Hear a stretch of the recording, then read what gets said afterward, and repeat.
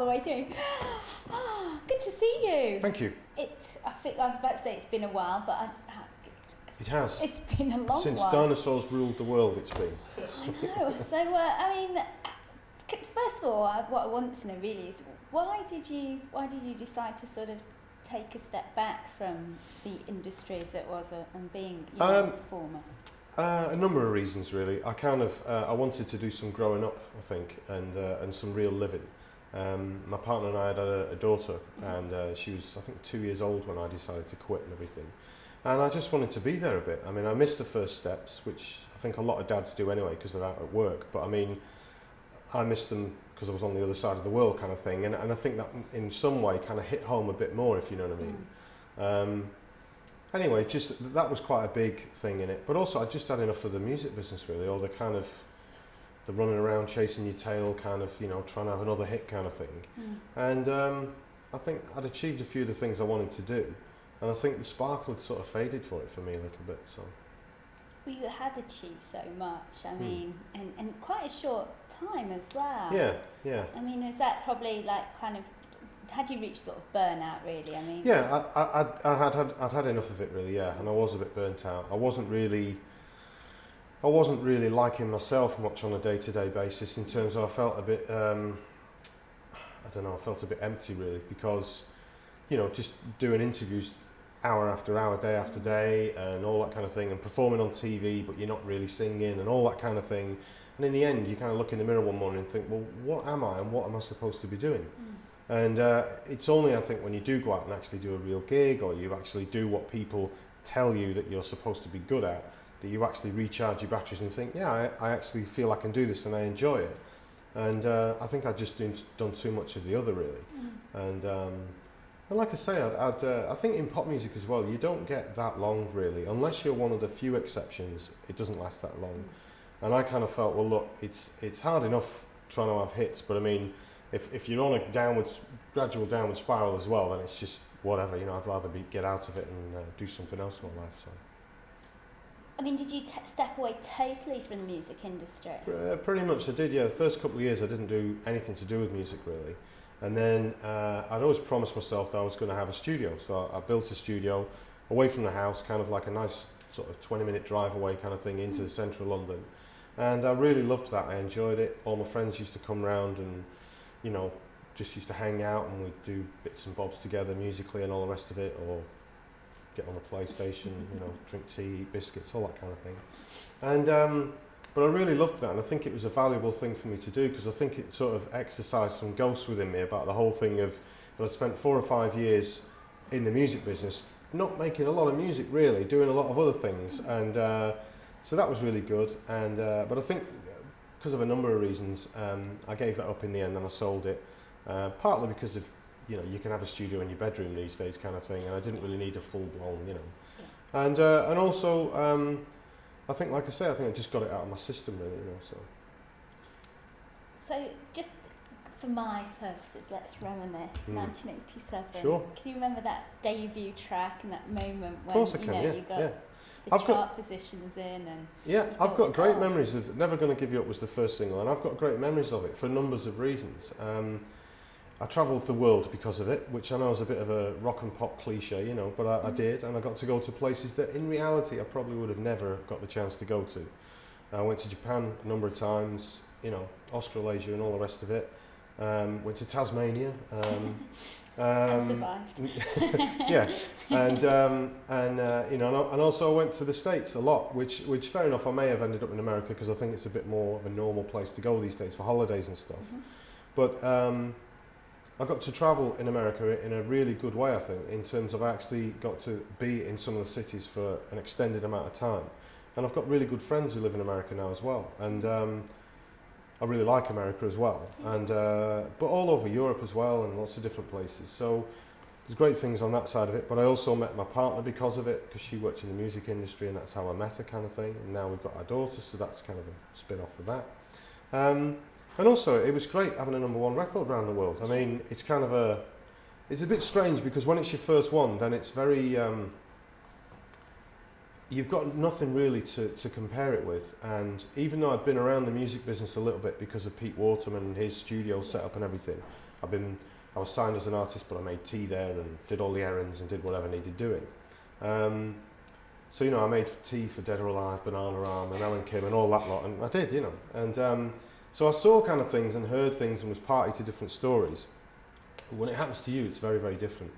And so that was a bit strange, and it was a bit hard to get used to. And if I'm really honest, I think I was always like one stage behind, following myself around, doing this whole thing of promoting records and all the rest of it. Kind of chasing my tail, like I say, a little bit, you know. So. But you did break America, didn't you? Yeah, I got really lucky, I think. I mean, I think it just seems to be this bizarre thing that, for some reason, especially in the pop kind of world, not a lot of people manage to do well in America. I mean, I think America's always loved English music, even way back to the Beatles and what have you. And if you look at the more kind of band scenario, if you look at, let's say, Coldplay or someone like that who's doing it right now, they have always liked English music, I think, or British music, I should say, and always loved it. But I just think that within pop, I think it's very difficult because they've kind of got that sewn up, I think, really, you know. And I think pop now is so R&B sort of influenced that, you know, and they are the masters at that. And I think it's very, very hard to kind of sell coals to Newcastle, as the saying goes, do you know what I mean, and sell them pop music, so it's difficult. But I think the fact that I sounded like a black guy and looked 12 years old, I think that was one of the reasons that it kind of helped. It just, I think I was an oddity, it was kind of bizarre. And I do think that first single, Never Gonna Give You Up, was just one of those odd songs that for whatever reason, probably annoyingly for a lot of people, just kind of penetrated and got in there. So. Well, you hardly look a day over 12 today, maybe 13 at a push, you know. Still good makeup. Exactly, lights, camera, tall trips. Smoke and mirrors, yeah, smoke and mirrors. Mirrors, baby. You know, it has been 14 years. That's right, isn't it? 14 yeah, years. Something like that, yeah.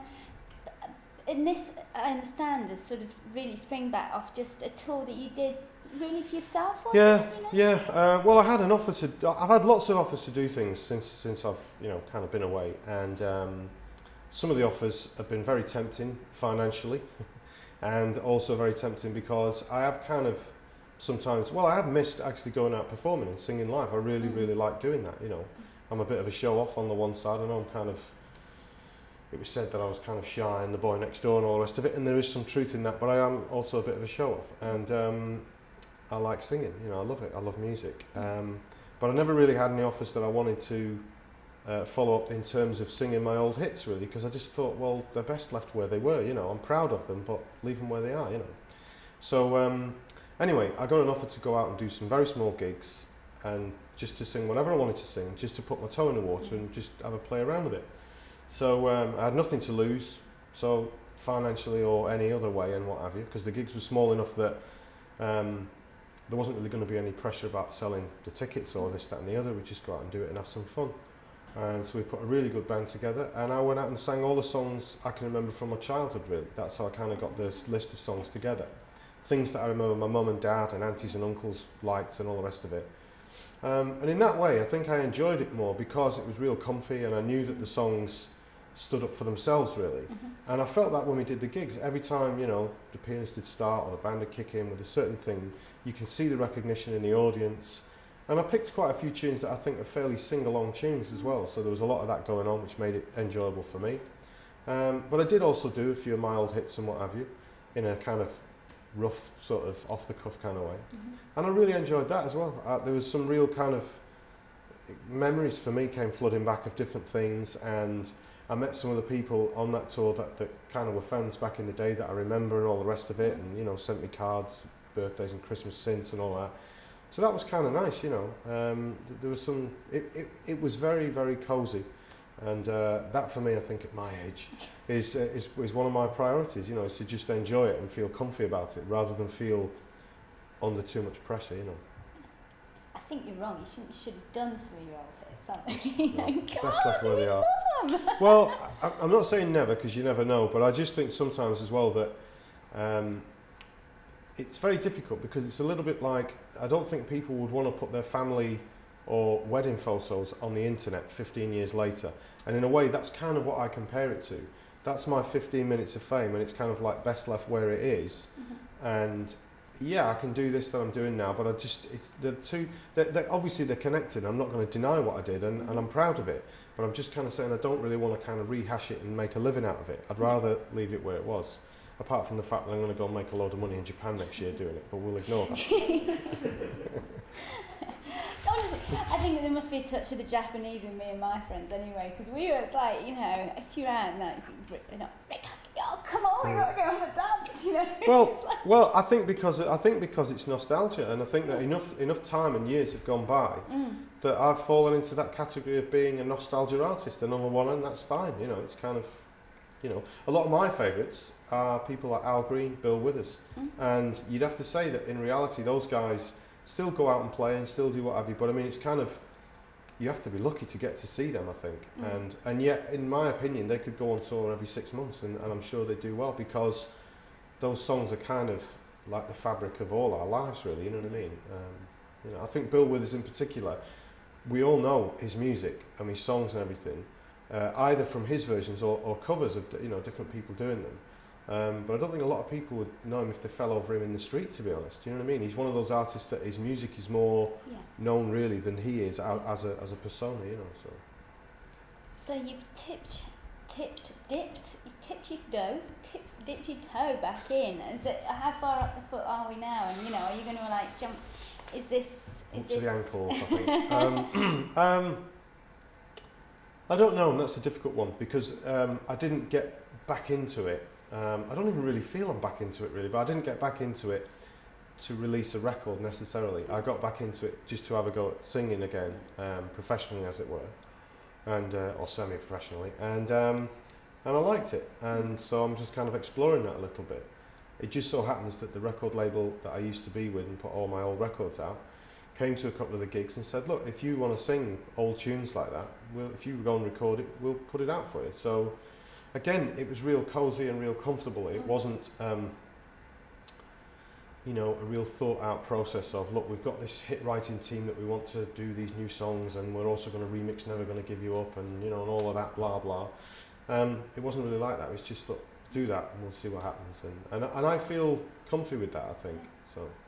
And are you going to tour it again? Because obviously you did your sort of test tour, but then and it's now feeding each other, really, sure, isn't yeah, it? Definitely, yeah. And I think the beauty of having a record of any description is, and I'll be blunt about that, is that you get to have the support of a record company, so you can do things in a slightly better way, let's say. And therefore you can play slightly bigger venues, which means you can afford, you know, not a better band, because I had a great band, and that's basically the core of the band that we're going to be using and all the rest of it, but you can just do things slightly, you know, a bit more upscale kind of thing. And yeah, and I think that for me is that's kind of a payoff, I think, really, because doing live gigs is, I think for most people, is where it really happens, because you walk off the stage sweating or not, or whatever it is, feeling good about yourself. A little bit like when someone comes home from work, if they've done a good day's work, you can be proud of that and feel good about it. If you go and doing a job you absolutely hate, or that you don't feel any worth in, you come home feeling a bit worthless, really. I think human beings respond to actually doing something that they feel good about, and like I say, so when you've done a little tour or whatever, like I'm going to do, then it's, I feel like I'm actually doing what I'm supposed to do, you know. That's so true, because I mean, we work together quite a lot, and if you've had a bad day, you know, you sort of thing, and then, but because you like the people you work with and things like that, it's okay, but if you start enjoying what you do, I couldn't do the job that I do if I didn't enjoy it, because it would just be soul destroying, you know, I mean, go back and you'd be like that, wouldn't you? So yeah, what you say. Okay.